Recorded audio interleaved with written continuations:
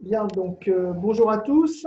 Donc, je suis Vivien Laconne, donc conseiller industrie à la Chambre de commerce et d'industrie des Hautes-Pyrénées à Tarbes.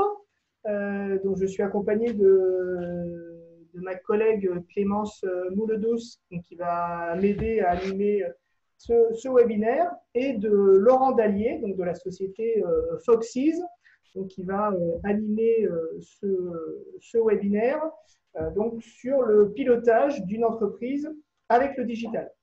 Euh, donc ce webinaire est organisé dans le cadre du parcours régional Industrie du futur qui vise à accompagner 400 entreprises sur le territoire sur la période 2020-2022 au travers d'une prestation de diagnostic et de conseil par des prestataires qui sont référencés par la région. L'idée, c'est de permettre aux entreprises industrielles d'identifier et de mettre en œuvre les leviers à impact rapide.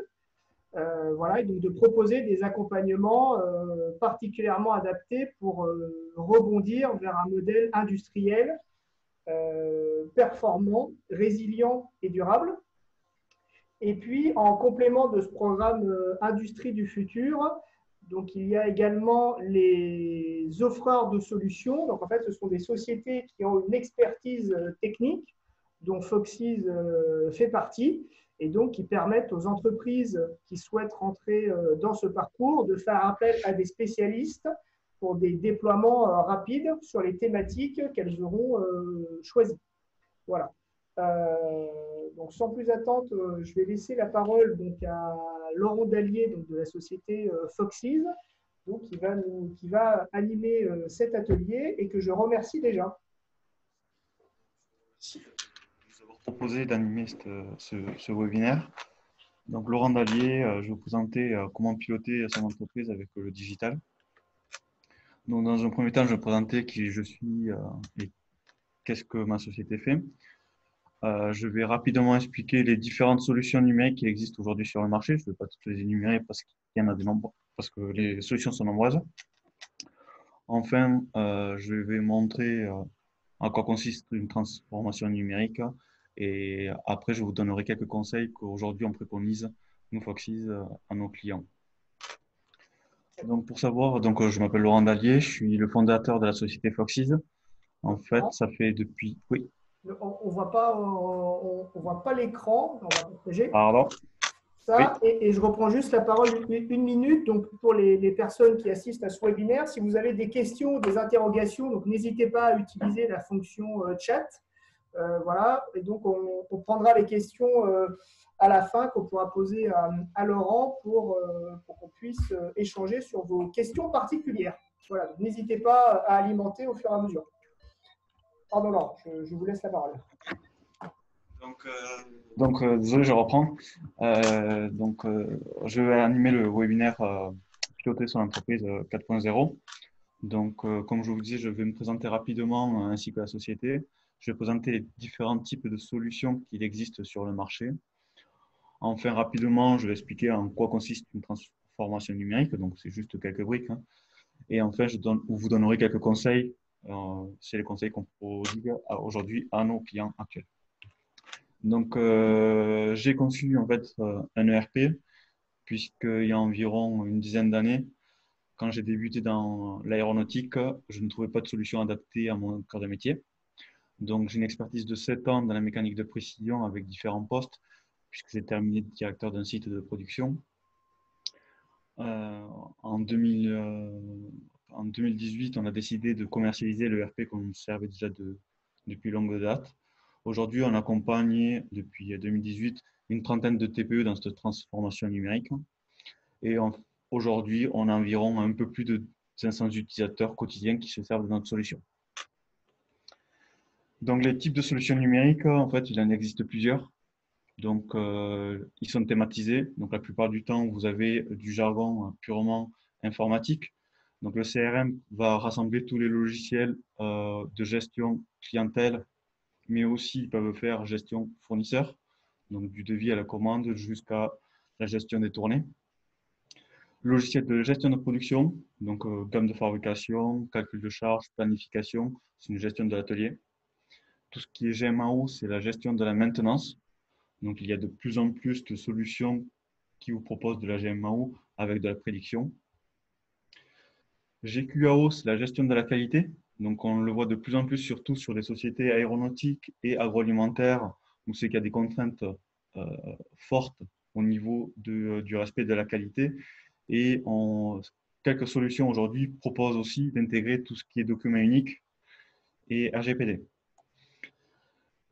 Un autre module qui est utilisé pour des sociétés qui vont dépasser les 50 salariés, c'est le module SIRH, c'est qu'on a la gestion des congés, la gestion des compétences et du coup des salariés, d'où son nom SIRH.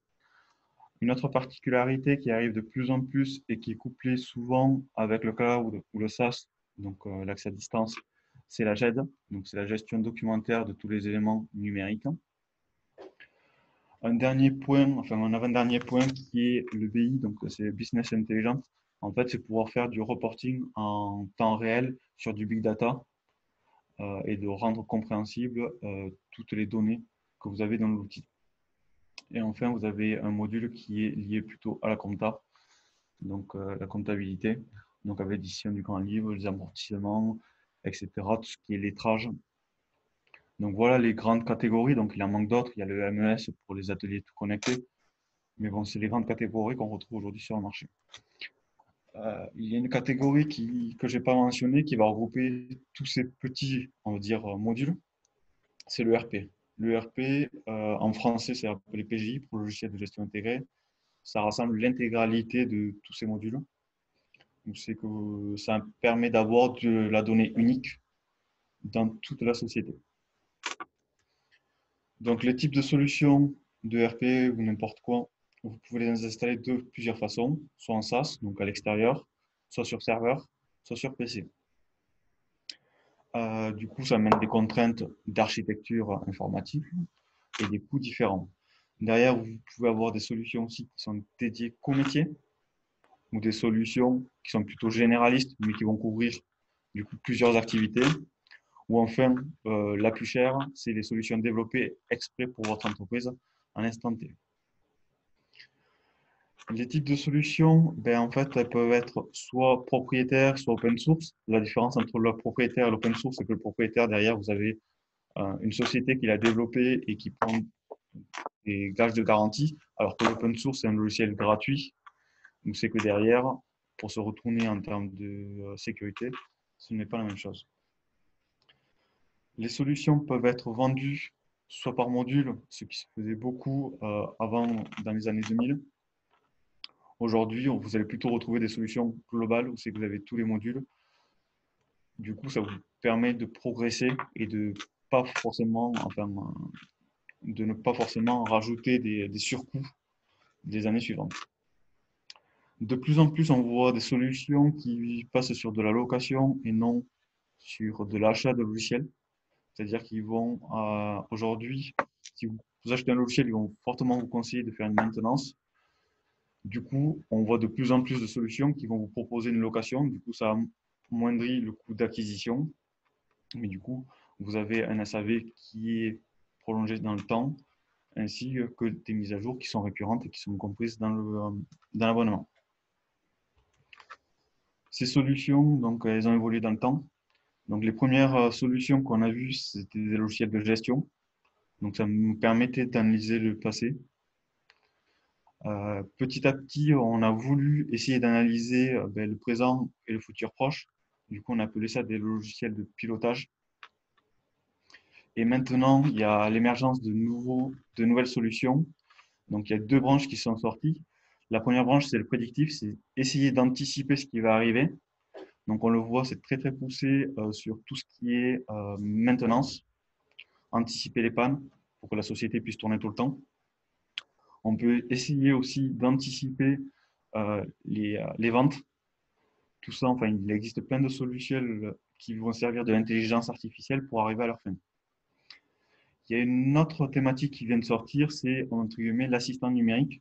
Donc l'assistant numérique, c'est de pouvoir assister tous les collaborateurs à participer au maintien et à la saisie de la donnée. Donc ça, c'est impliquer l'intégralité des acteurs dans la société.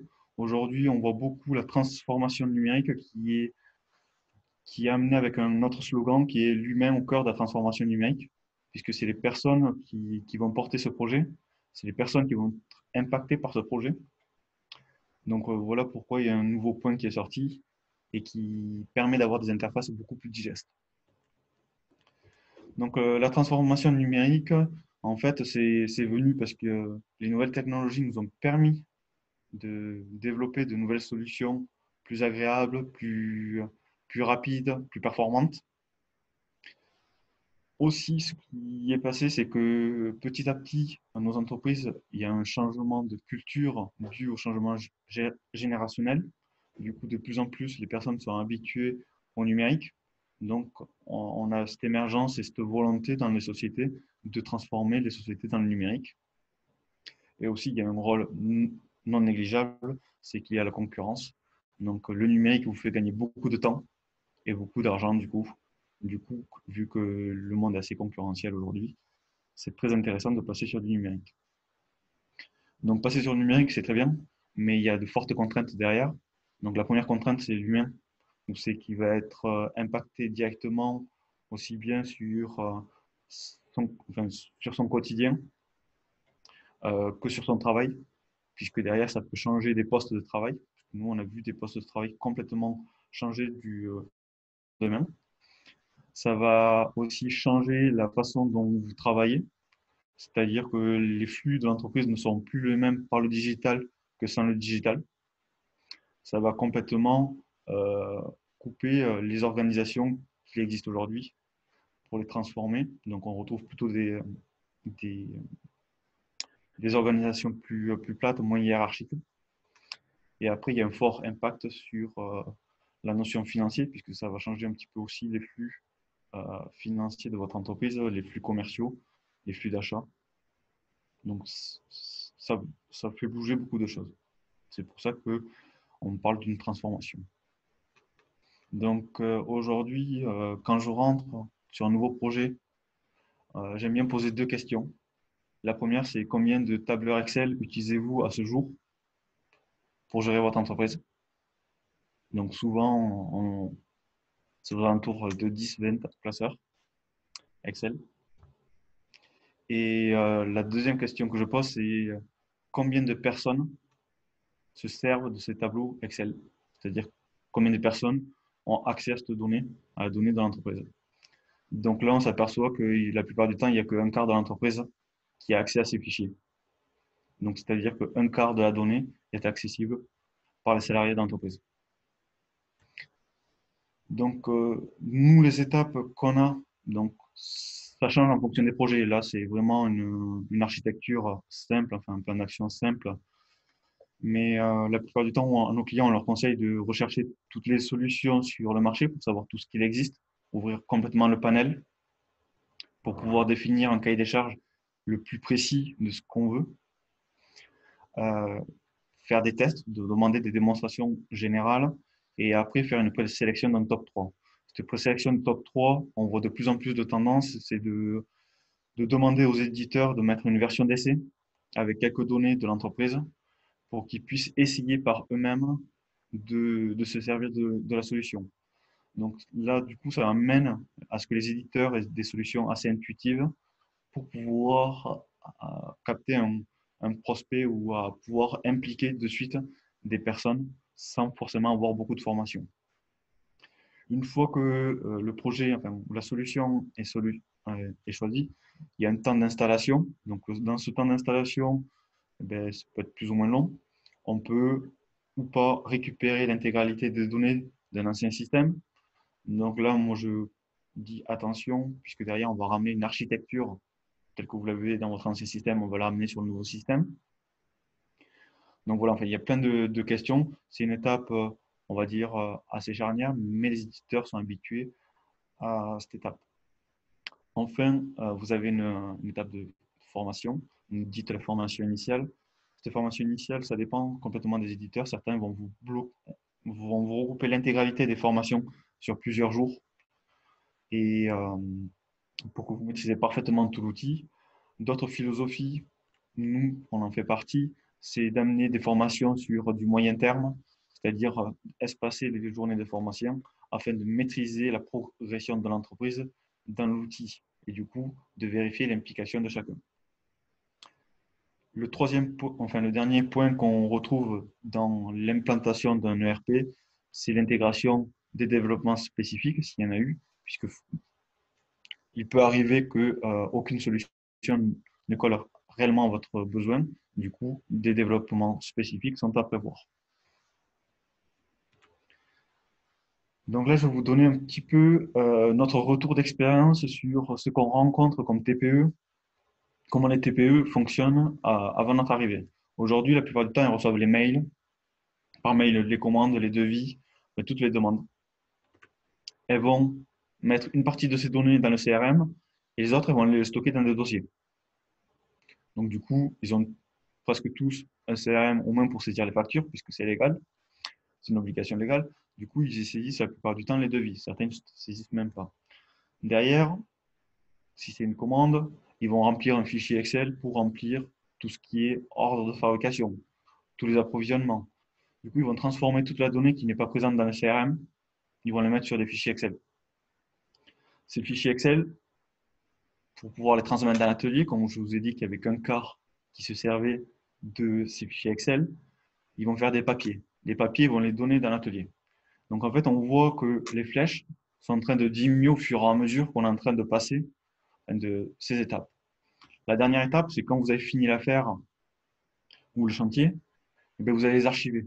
Donc ces feuilles, ben, vous allez tout stocker. Donc la plupart du temps, elles sont très très riches puisque les personnes, elles ont marqué beaucoup d'annotations sur ces feuilles, elles les ont remplies, complétées, ils vont juste les archiver.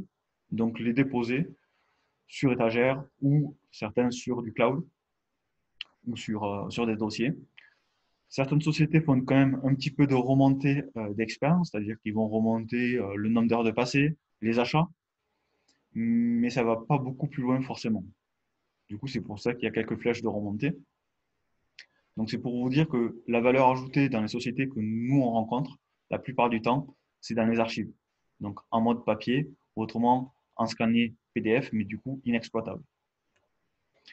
Donc, ce que je vous disais, c'est qu'il n'y a qu'un seul quart aujourd'hui de la population, des sociétés, des membres des acteurs des sociétés qui ont accès aux données numériques. Tout le reste ont accès à du papier ou à de.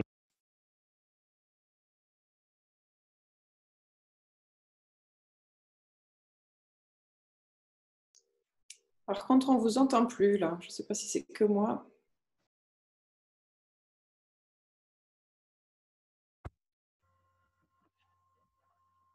Monsieur Dali, on vous a perdu.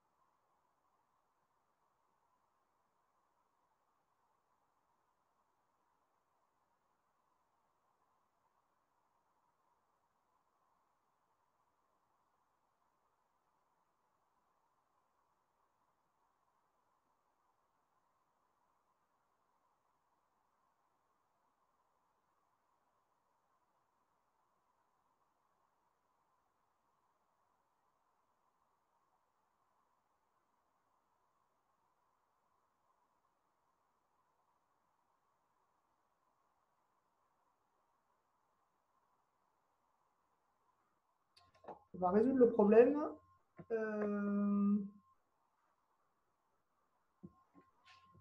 Laurent, essayez de recommencer peut-être. Est-ce qu'on vous entend?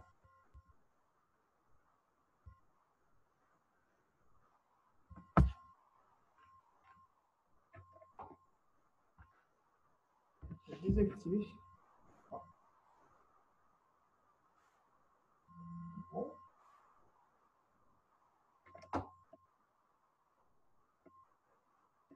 Voilà, Laurent.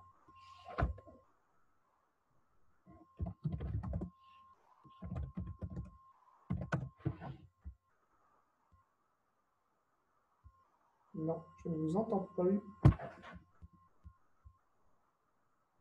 C'est pas désactivé chez moi. Moi non plus, j'entends pas. Hein. Ouais.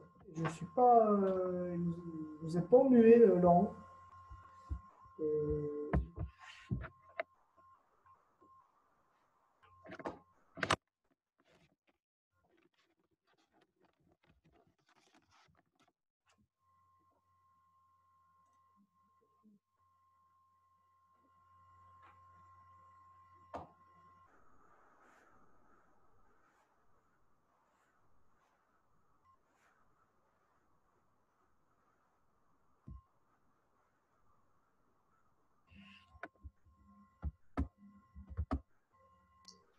Ça a l'air d'être revenu là. Non? Je sais pas. Laurent, est-ce qu'on vous entend?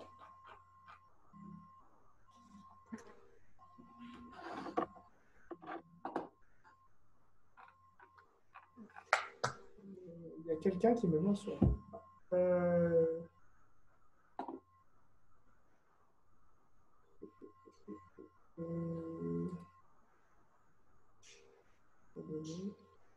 Laurent, essayez peut-être de vous déconnecter, de vous reconnecter. Ouais, peut-être. Hein. Allez-y, parlez pour voir. Non, toujours pas.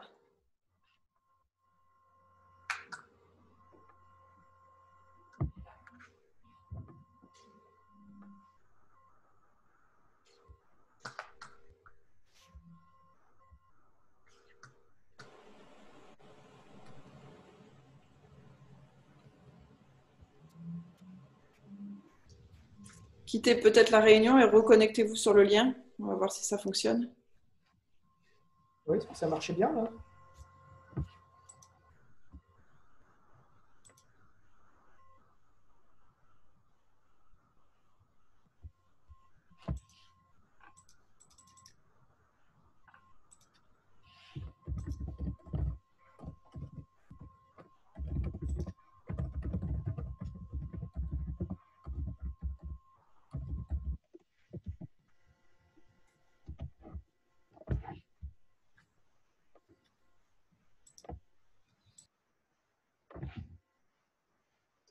Bon, ça arrive. Ouais, c'est comme ça. Hein. On travaille par la technique. Donc, Laurent va se reconnecter et, en espérant que ça fonctionne pour qu'on puisse ce webinaire. En attendant, vous pouvez commencer à poser vos questions pour que Laurent puisse y répondre à la fin de son intervention. Hein. N'hésitez pas si vous voulez l'interroger, soit sur des généralités, des compléments par rapport à ce qu'il a énoncé, soit évoquer la situation particulière dans votre société hein, pour voir quelle technologie serait adaptée ou nous faire part de votre retour d'expérience. Hein.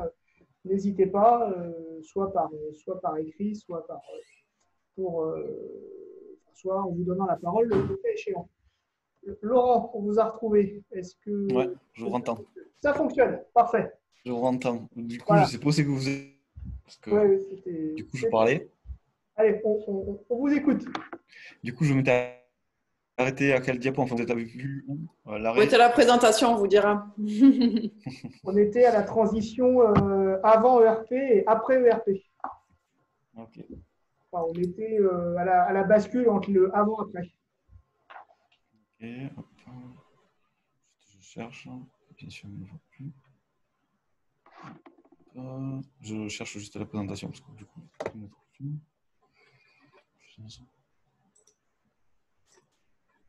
Ça. J'essaie de partager mon écran.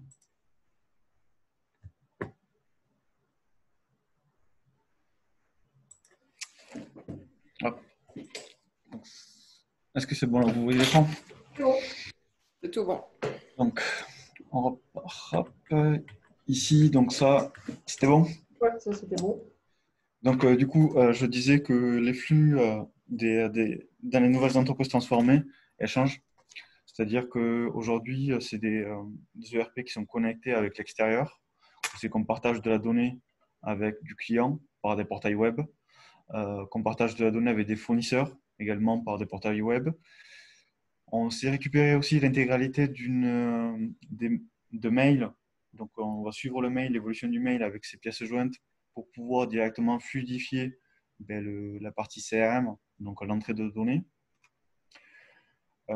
Les différents acteurs de la société, en fait, on a changé la présentation parce qu'en fait, on les met autour de l'ERP parce que la plupart l'intégralité des opérateurs ont un accès à l'ERP, c'est-à-dire que par le biais d'interfaces adaptées à leur profil, ils peuvent saisir, suivant leurs droits, de la donnée, du coup enrichir encore plus le big data de l'ERP. Aujourd'hui, des technologies sont apparues, bon, un peu plus vieillissantes, le code barre, mais le NFC qui vous permet très rapidement, juste en passant, en badgeant quelque chose, d'identifier un problème ou de tracer, suivre la traçabilité de quelque chose. On a aussi aujourd'hui la chance d'avoir des tablettes, donc entre guillemets des mini PC portables qui puissent aller n'importe où. Du coup, ça nous amène de la mobilité, de l'agilité pour toutes les personnes. Du coup, on peut se retrouver n'importe où avec notre solution ou avec les interfaces adaptées à l'acteur de la société. Donc, dans toutes les sociétés que nous avons intégrées, presque l'intégralité des salariés a accès à notre solution.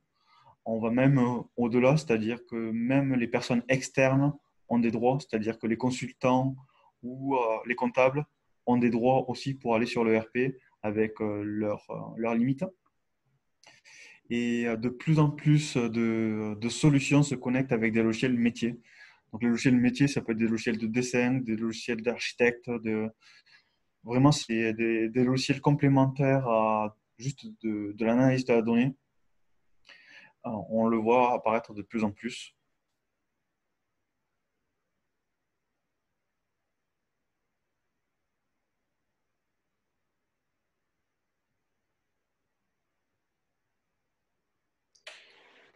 Il y a à nouveau un problème de son.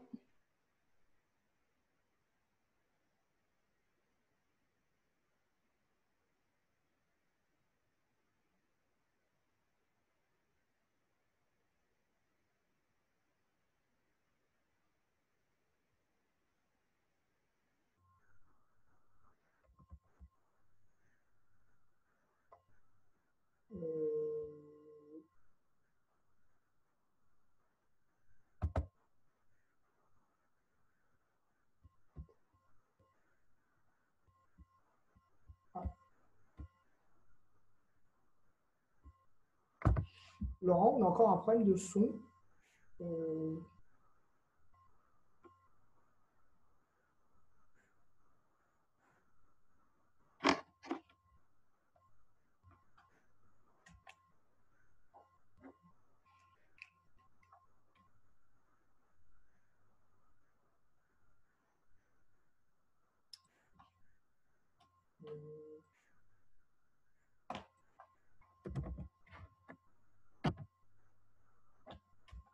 Non, on vous a reperdu, Laurent.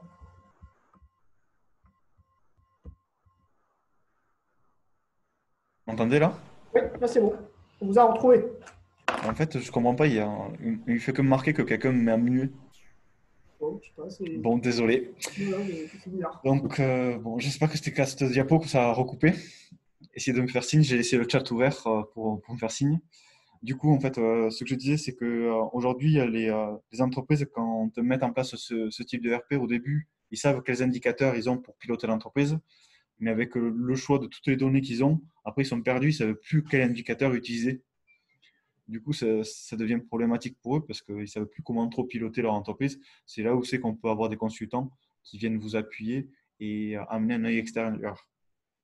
L'autre problématique qui arrive très très souvent, c'est l'implication.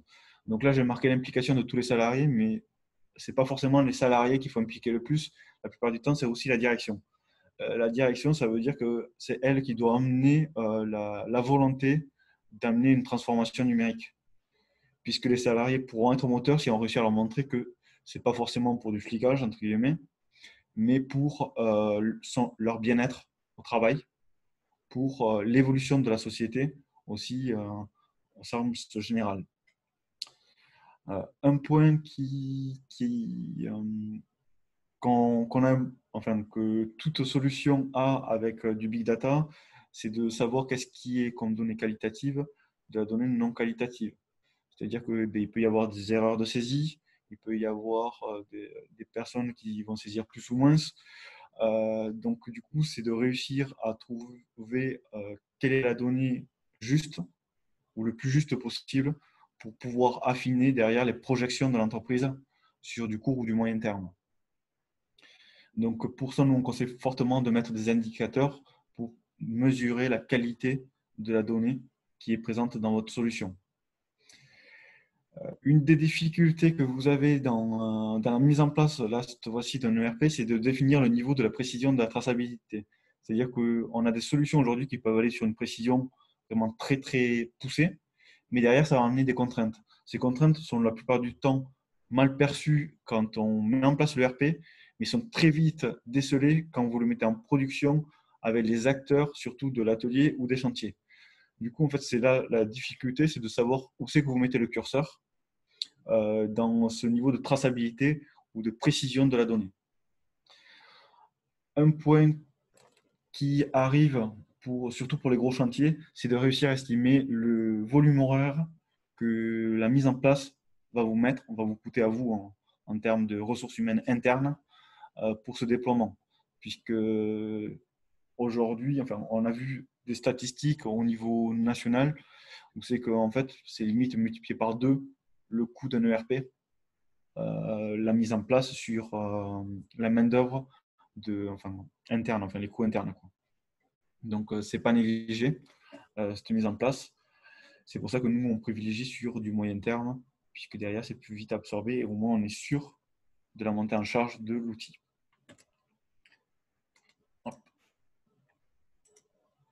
Du coup, après, derrière, je vais vous dire les conseils que nous, on donne à nos clients. Donc, c'est avant de changer de solution, c'est d'impliquer dans le choix de la solution, c'est tout le monde. C'est-à-dire que tout le monde doit se mettre autour de la table pour rédiger, entre guillemets, ou faire état de ses besoins et du coup, pour pouvoir rédiger un cahier des charges précis.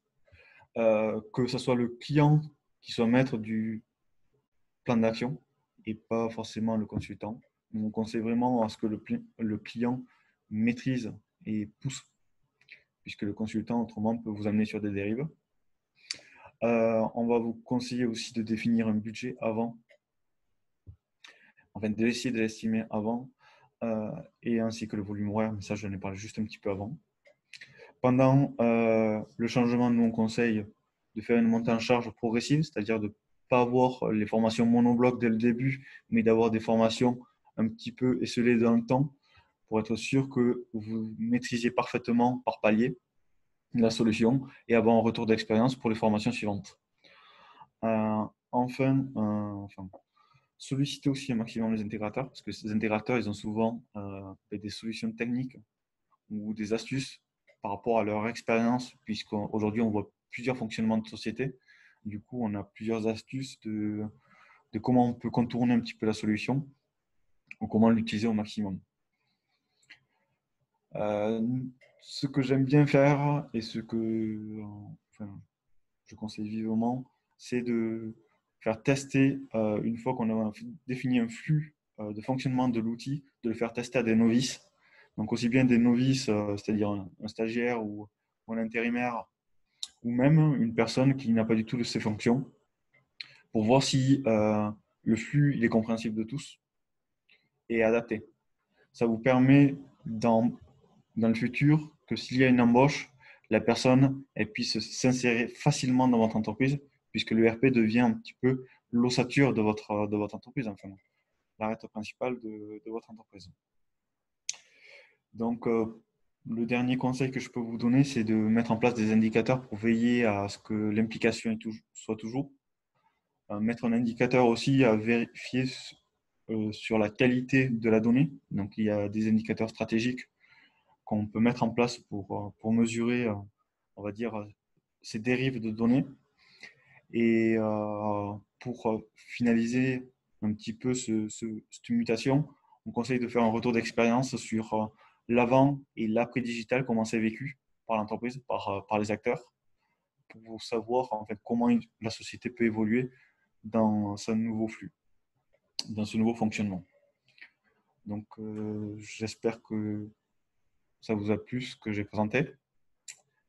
Je vous laisse me poser des questions si vous en avez, puisque ça a été coupé. Alors, on a quelques questions, notamment sur la durée des missions. Est-ce qu'il y a une moyenne sur la durée des missions?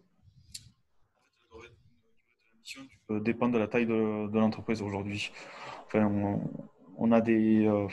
Donc, nous, on accompagne beaucoup les TPE-PME de moins de 50 salariés. Donc, moi, j'ai plutôt des indicateurs là-dessus. Mais la plus courte mission que j'ai eue, c'était une formation de 2 heures et pour une société de 10 personnes et c'est parti tout seul. En moyenne, on part plutôt sur une transformation sur 3 à 6 mois. Ça dépend du niveau de qualité qu'ils ont. Une société qui a du NatCap, enfin qui a des normes NatCap ou EN 9100 pour l'aéronautique, on va partir sur 6 mois parce que ça amène beaucoup de traçabilité, beaucoup de une précision très, très poussée. Du coup, on va partir sur du moyen terme, alors que une société qui n'a pas besoin de cette traçabilité poussée, en 3 mois, normalement, c'est bon. Mais après, je parle vraiment pour notre cible qui est de moins de 50 salariés. Pareil, sur cette cible-là, est-ce qu'il y a une fourchette du coût? Est-ce qu'on peut avoir une idée du coût sur une fourchette Alors, c'est complètement variable suivant les solutions. En fait, je vous ai parlé au début des différents types de solutions. Si vous êtes installé sur serveur, si vous êtes installé sur cloud, enfin sur le SaaS, si vous faites un mix des deux, si vous prenez un abonnement ou si vous faites un achat, une acquisition, ce n'est pas du tout les mêmes choses. Après, vous avez des solutions qui sont modulaires, d'autres qui ne le sont pas. Donc, enfin, il n'y a pas de budget précis aujourd'hui là-dessus. C'est vraiment très variant là-dessus. Nous, par exemple, on n'est que sur une solution complète de tout l'outil avec un abonnement. Donc, du coup, le frais d'acquisition, ils sont dérisoires par rapport, entre guillemets, à l'abonnement, puisque c'est l'abonnement qui porte sur la durée. Donc, voilà. Mais ça dépend vraiment à la carte, quoi. Une question ERP ou module indépendant, comment faire son choix? En fait, le choix, en fait, nous, ce qu'on conseille, c'est quand vous réalisez votre cahier des charges ou vos besoins, et, la plupart du temps, on va écrire les besoins que vous avez à l'instant T. On demande aux sociétés de réfléchir, enfin de se poser la question, dans 2 ans, qu'est-ce que j'aimerais avoir, et même dans 5 ans. En fait, ça va vous permettre de répondre, est-ce que vous avez besoin d'une solution juste avec 1 ou 2 modules ou une solution complète, puisque derrière, si on a une volonté, je ne sais pas, d'amener de la traçabilité sur du moyen terme, derrière, on a une solution plus complète que si on part que pour faire des factures. Est-ce que tous les secteurs sont concernés? Je pense que oui. Aujourd'hui, oui, tous les secteurs pour moi le sont. On l'a vu avec cet épisode du confinement. C'est que la transformation numérique, elle est bien pratique pour pouvoir travailler à distance. Puis aussi, des flux sont apparus. Donc, c'est qu'on a de plus en plus, nous, par exemple, de sollicitations sur des contacts avec des portails clients, enfin, de l'échange de données en plus rapide, quoi. Ok. Et une dernière question, en tout cas dans celle que j'ai, est-ce que les ERP sont disponibles sur smartphone? Oui, en fait, oui. Enfin, nous, le nôtre, par exemple, il est disponible partout. C'est-à-dire qu'on a de la mobilité à 100%, quoi. Donc, oui, il en existe qui sont disponibles. Après, ça dépend de quels éditeurs vous avez en face, quelle technologie ils utilisent, mais il y en a de Et disponibles. techniquement, c'est possible en tout cas. Ben, nous, par exemple, le nôtre, il y va. Ok. Je ne sais pas s'il y a d'autres questions encore. N'hésitez pas à les poser sur la conversation.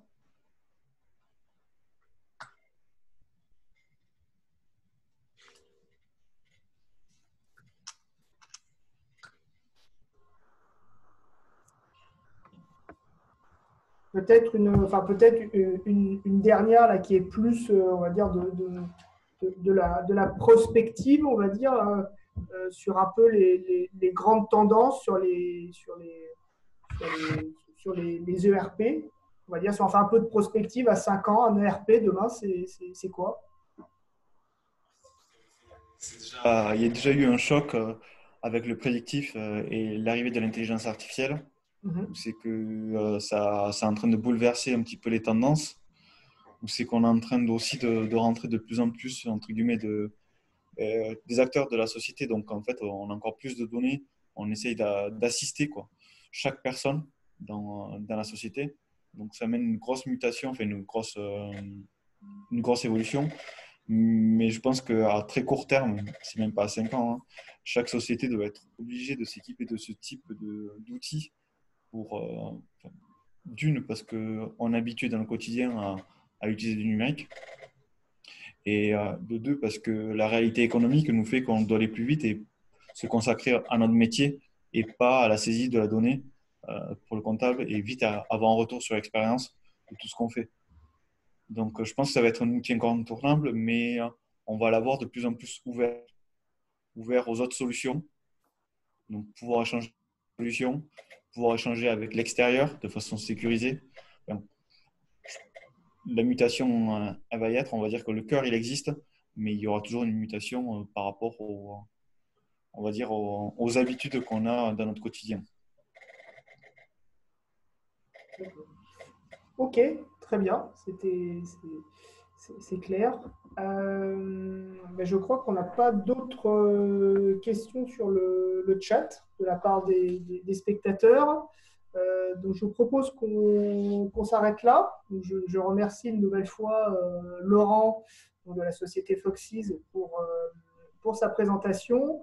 Donc n'hésitez pas à le contacter, hein, si vous avez des questions, des interrogations donc sur les ERP ou sur la solution qu'il propose. Voilà. Et n'hésitez pas également à me contacter si vous avez des problématiques liées à l'industrie au sens large. Vous dire également que la CCI des Hautes-Pyrénées et la CCI Occitanie donc, organisent régulièrement des webinaires. Hein, donc, n'hésitez pas à venir sur nos sites pour voir les prochains. Il y en a à peu près toutes les semaines ou tous les 15 jours. Donc, n'hésitez pas à vous connecter. Et ce webinaire donc, sera disponible sur la chaîne YouTube de la CCI Occitanie pour que vous puissiez le revoir. Voilà, je vous dis à bientôt. Au revoir.